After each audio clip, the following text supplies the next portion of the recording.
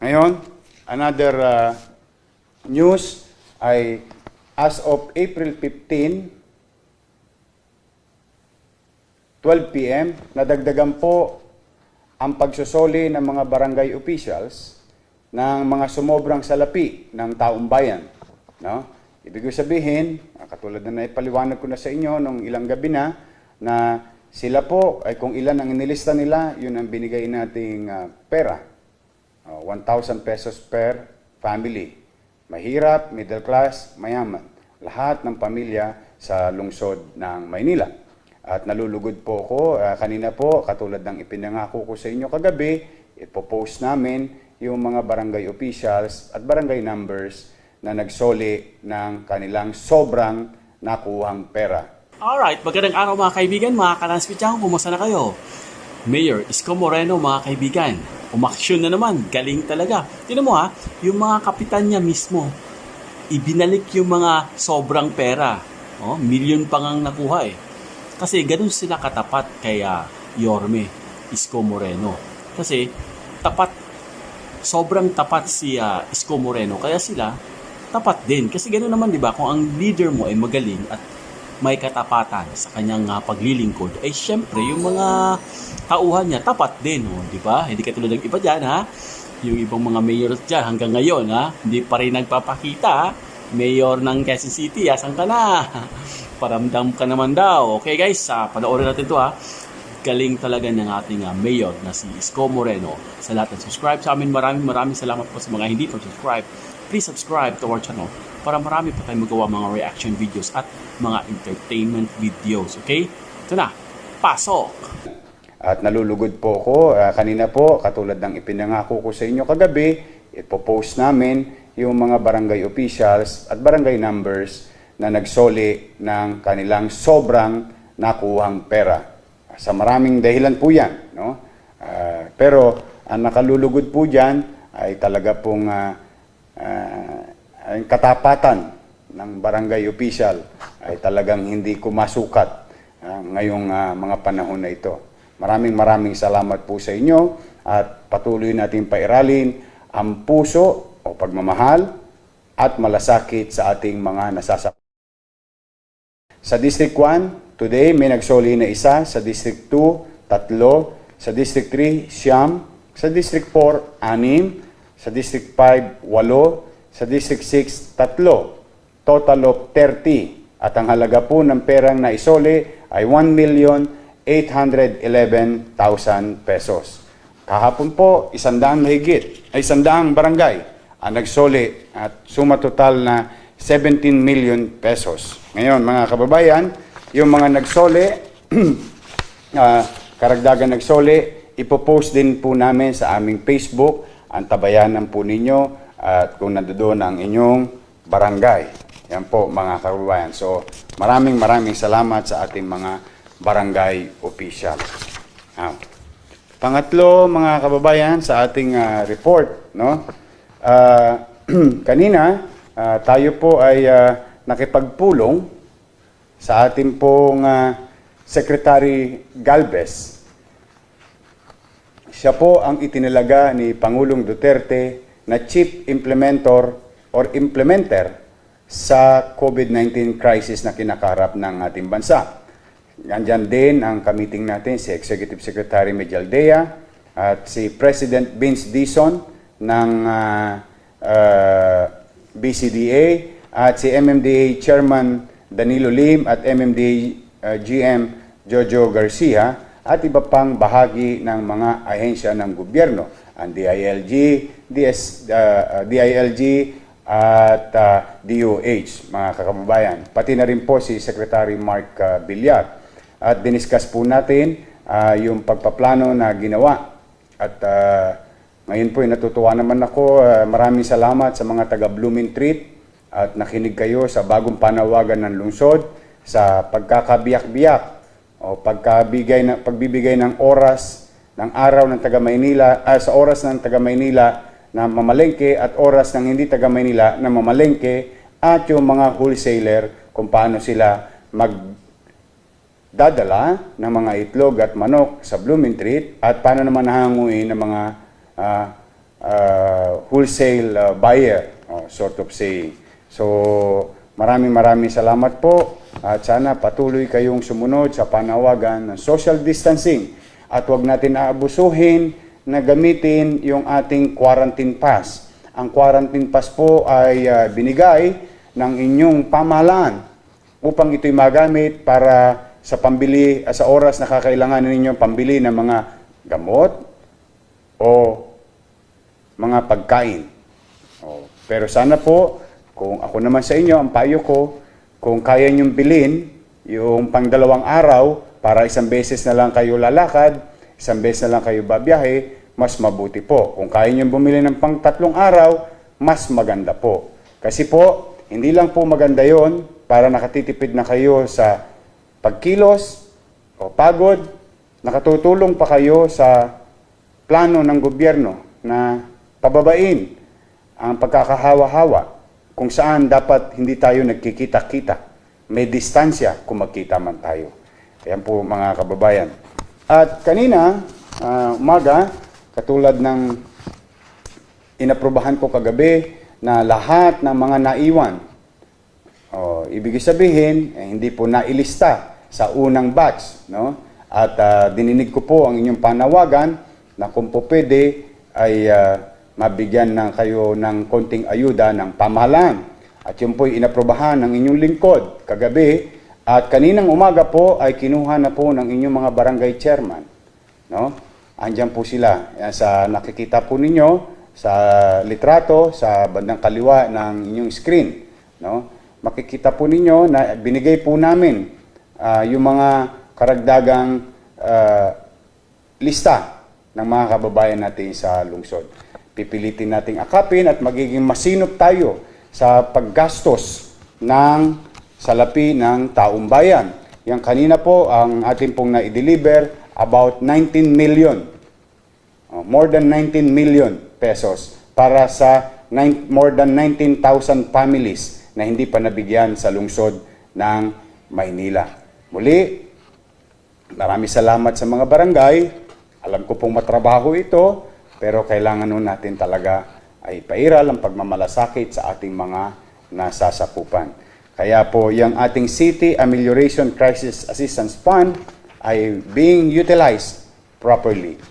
Para naman sa kaalaman ninyo, saan po nanggaling ang pera na ipinamahagi bilang ayuda ng pamahalang lungsod sa kanyang mamamayan. Yan po ay mga nakasama sa budget for the 2020 na mga pagawaing kalye.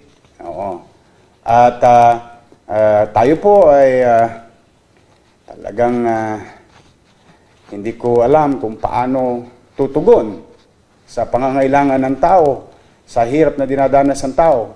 Kaya hindi po tayo tumitigil na mag-isip, no, ng pamamaraan. Kaya kung bakit yung mga ibang pagawain nating kalye o kalsada ay ating pong kinulaps at inamendahan din natin yung ating AIP, yung Annual Investment Plan.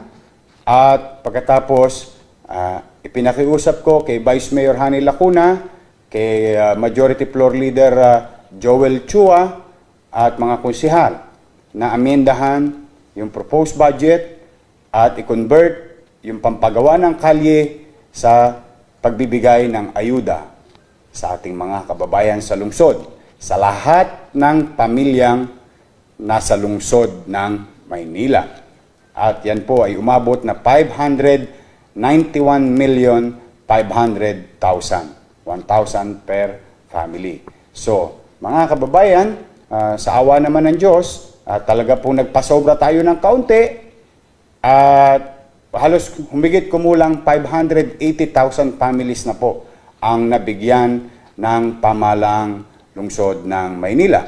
At meron namang mga nagsoli at nagamit natin pabalik ulit para sa mga hindi pa nabigyan. Yan po mga kababayan, para lang po nagsasabi kami sa inyo ng tapat para po magsama tayo ng maluwat at nagkakaunawaan at alam nyo din saan nanggaling yung salapi. Ayan po, ayan na. Pero ang suma total ng lahat ng yan po ay pera po ninyo. No? So, ngayon naman mga kababayan, ito po ay nais kong ibalita sa inyo.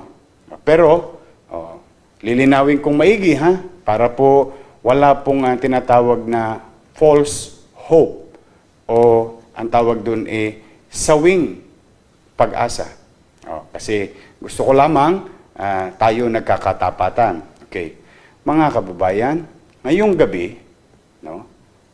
I hope nakuha nyo na po yung washable face mask, no? Ikukwento ko po sa inyo kung bakit tayo namahagi ng washable face mask kaloob ng LBC. Now, going back. Pinirmahan ko po ngayong gabi 13,680,000 pesos. Para saan po? Kung maalala ninyo, mga lolo, mga lola ko, di ba naalala ninyo, meron kayong dapat natanggaping pensyon kaloob sa inyo ng pamahalaang lungsod ng Maynila. Ito po yung isang kompromiso naming isinabatas namin. No? Ngayon, marami na pong nabigyan ng card. No? Makinig po tayo maigi, no? And please, share this para hindi po tayo malilito. Wala po tayong, baka mamaya magkainisan pa kayo, magkumparahan pa kayo. Gusto ko lang, malinaw po tayo rito. Ngayong gabi, pinirmahan ko po 13.680 million pesos. Okay. Para saan? Mga lolo't lola ko, ito po ay magbebenepisyo rito ay 9,120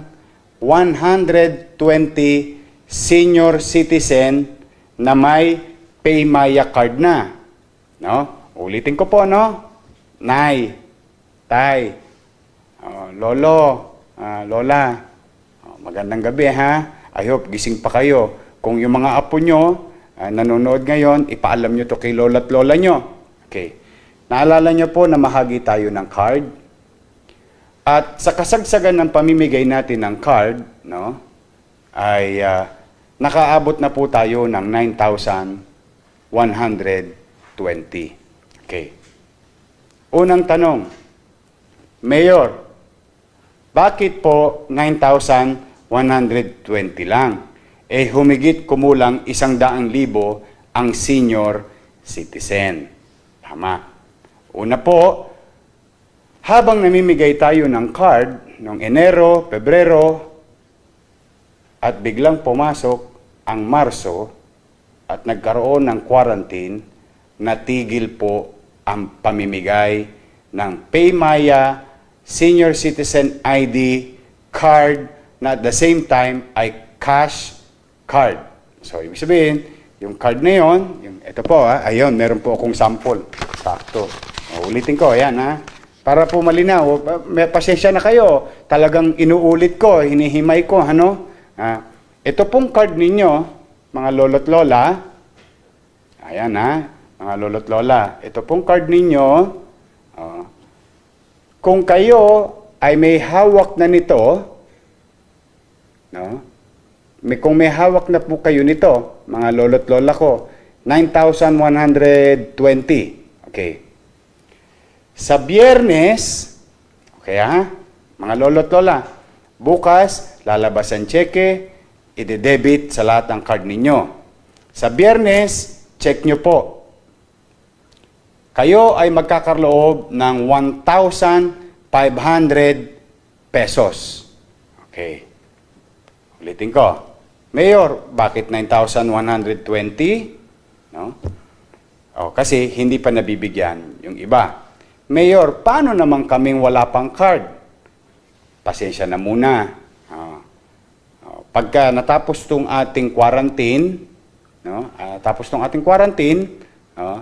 magre-resume po ang pamimigay ng PayMaya card. Ito pong senior citizen card nyo na debit card din. Okay. Mayor, paano yan? Dapat to ay January pa kami tumanggap.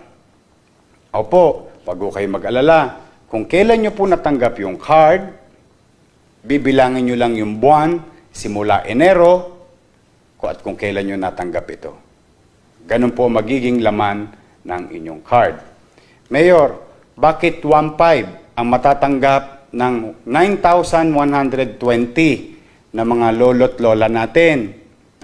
Opo, kasi di ba ang pangako ko po sa inyo, ang pension nyo sa siyudad ng Maynila, 500 a month. Oo. Lahat ng senior citizen, di ho ba? Ganun yung batas na pinagawa natin. So, Enero, Pebrero, Marso. 500 times 3, 1,500. Times 9,120, 13,680. Ngayon. Mayor, makakatanggap pa rin ba kami kahit wala pa kaming card? Opo, uulitin ko. Pag natapos na po ang quarantine, kasi hindi po kami makakilos ngayon, hindi kami makababa sa inyo at i-activate ang card ninyo. Tapos ang quarantine, makakatanggap pa rin po kayo ng card. Ito na po yung pinaka-ID ninyo. At the same time, debit card. Pwede nyo lagyan ng pera. Katulad ng ginagawa namin, pinapasukan namin ng pera. Ngayon, mga kababayan, ngayon balik tayo sa 9,120 na may mga card. Mga apo na nanonood, mga anak na nanonood, tanungin nyo lola at lolo nyo, kung sila'y may dala nito. Kasi sayang naman, magagamit nyo rin to sa mga panahon na ito. Biyernes, pwede nyo na pong i-check kung may laman na ulit na 1,500 pesos ang inyong mga senior citizen ID card na debit card kaloob ng PayMaya at ng siyudad ng Maynila sa programa nating pensyon sa lahat ng senior citizen. Sana po, mga kababayan, para walang malito, naipaliwanag ko ng husto sa inyo. So, doon naman sa 9,120, I'm happy for you, mapalad kayo, dahil noong naibigay sa inyo ang card, ay yung panahon na pwede pa natin magawa ang lahat ng bagay. Pero doon naman sa mga hindi pa, huwag kayo mag-alala, mga lolo't lola ko, para lang kayo nag-iimpok sa bangko. Basta ang simula niyan ay Enero of 2020. Yan po mga lolo't lola. So muli, maraming salamat sa ating mga donors. Hindi pa ho. Sorry, meron pa isa. Today, update naman sa food packs. Today, nakapag-deliver po tayo ng 8,163 food box na kaloob ng siyudad ng Maynila. Para sa 8,163 na pamilya. As of today, ang total na po na ipamigay natin ay 323,486 families. Ayan na po. Tuloy-tuloy pa rin po ang pagbibigay natin ng food box. Now, sumunod, tuloy-tuloy pa rin yung ginagawa nating paghahanap sa mga stranded na estudyante sa lungsod ng Maynila na nag-aalala ang kanilang mga magulang galing pa sa iba't ibang probinsya. Sa mga nanay, tatay na nanonood, pipilitin naming akapin ang inyong mga anak na naipit sa loob ng Maynila sa kani-kanilang mga dormitoryo. Sa maliit naming kaparaanan, yayakapin po namin sila. Kaya huwag kayong masyadong mag-alala. Okay. Sumunod, ay tuloy-tuloy pa rin po yung ating kadiwa, yung ating rolling store na ibinababa natin sa ating mga barangay. Okay. Mga kababayan, may bago po tayong ipinasang ordinansa. Kagabi po, namiyahagi na po ang siyudad ng Maynila, natanggap na ng inyong mga kabarangay itong face mask. 600,000, 500,000 na washable at 100,000 na surgical mask. No? Para po sa lahat ng may quarantine pass. So, wala pong lalabas ng bahay nang walang mask kasi nag-provide naman po ang inyong pamahalaang lungsod sa maliit naming kaparaanan. No? Pero ngayon po ay pinirmahan ko na rin ang bagong batas sa lungsod ng Maynila. An ordinance requiring the mandatory use of face mask in all public places within the city of Manila. Ayan po. Ayan, naipasa na po sa konseho yan. Yan po isang batas na kung saan nire-require po ang mga tao na kapag lumalabas sila sa public places, ay kailangan po meron silang mask.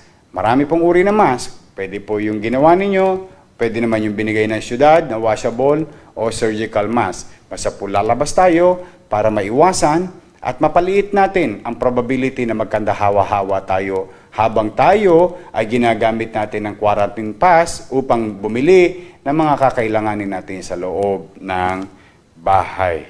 So, mga kababayan, meron din pong isa pang batas na naipasa sa Konseho ng Maynila, an ordinance imposing fines and penalties on funeral homes that will refuse to provide logistics and transport of COVID-19 patients in the city of Manila, as well as those that will overcharge funeral services, including but not limited to sale of coffins, cremation services, and burial services. Ibig sabihin, ipinagbabawal po ngayon sa lungsod ng Maynila ang pananamantala sa ating mga kababayang nagdadalamhati. Nagdadalamhati na dahil nilisan sila ng kanilang mahal sa buhay. Tapos, nasa krisis pa ngayon. So, kaya po medyo nag-iingat ang inyong pamahalaang lungsod at pinoproteksyonan ang ating mga kababayan sa lungsod ng Maynila. Okay. Ngayon naman, mga kababayan, gusto kong pasalamatan ang ating mga donors. Ika Falcon, batch 95. 70 pieces pillows. Mr. and Mrs. Manny de la Serna of Heroes Hotel, 100 pairs of male and female slippers. Ito po ipadadala natin sa Delpan Evacuation Center na ngayon ay Delpan Quarantine Facilities for our PUIs awaiting for the result of their test. Johnny C, 200 boxes of vitamin C. Bugsy B, 2,000 pieces Nutriban. Meat Plus Komisaryo, 500 food packs. Again, ABS-CBN Lingkod Kapamilya, 19 boxes Mang Tomas, 12 boxes Prito Pack, 41 boxes Kusina Partner. Bayanihan para sa Kababayan, Major Rhea Valera, 19 sacks of rice, 1,000 pieces sardines, 3,000 pieces North Face Mask. Liberty Food Mart, 2,500 pieces raisin buns. Chairman AJ Lizarondo Cecilio, Barangay 35, Zone 3, member ng Bekshis ng Maynila. Nag-donate po siya ng 5,000 pesos. Marius Singh, One Health Laboratory, nag-donate po siya ng 100,000 pesos. Girl Valenzuela, nag-donate po siya ng 200,000 pesos.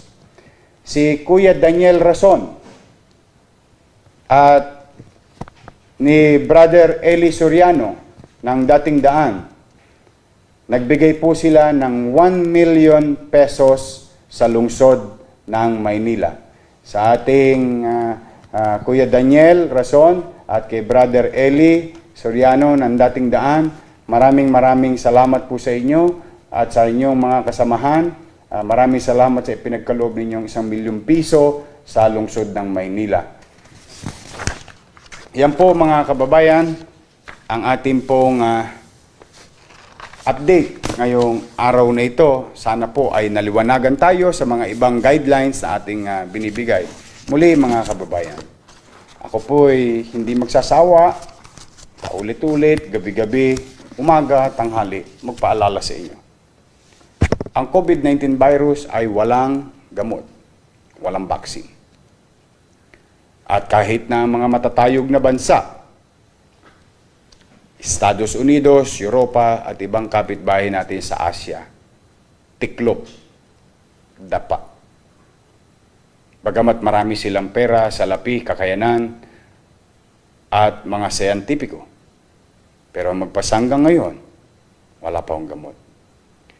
Ano ang halaga ng social distancing, quarantine, at curfew?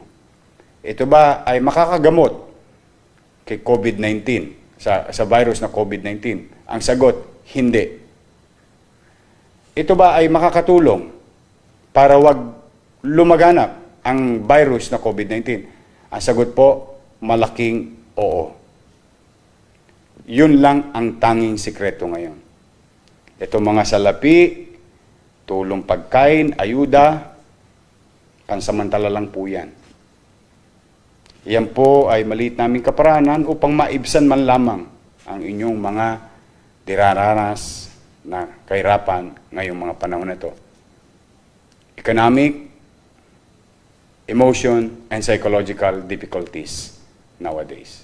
Yun po ang trabaho ng pamahalaan. Kaya ang susi ng tagumpay para tayo magapi natin yung COVID-19 virus at yung crisis ay kailangan natin makiisa. Tayo mga mamamayan. Nasa inyo po ang tagumpay ng laban natin. Nakasalalay po sa inyo. Kaya ang pakiusap ko, disiplina, kooperasyon, pagmamahal at pagmamalasakit sa kapwa ang pairali natin sa lungsod ng Maynila. Dahil po sa finals, tayo rin po ang magkikita. Wala naman magmamalasakit sa ating mga batang Maynila, kundi tayo rin kapwa batang Maynila. Kaya po, ngayong gabi, bago kayo matulog, kung di man kalabisan sa inyo, hinihiling ko po na ipanalangin natin ang mga may sakit na sana hagkan sila ng kamay ng Diyos na sila po'y gumaling na. Ang mga nahihirapan naman, sana bigyan sila ng kagaangan sa buhay ng Panginoon Diyos. Sa mga sumakabilang buhay na frontliners at biktima, ipanalangin natin ang kanilang kaluluwa. Sa ating mga frontliners na nalalagay sa sakripisyo, doktor, nurse, health workers, police, barangay, mga tao sa gobyerno, ipanalangin din po natin sila. Ipanalangin natin na magtagumpay ang pamahalaan sa kanyang layuning labanan nating sama-sama itong krisis natin kinakarap sa ating lungsod, sa ating bayan o bansa at sa buong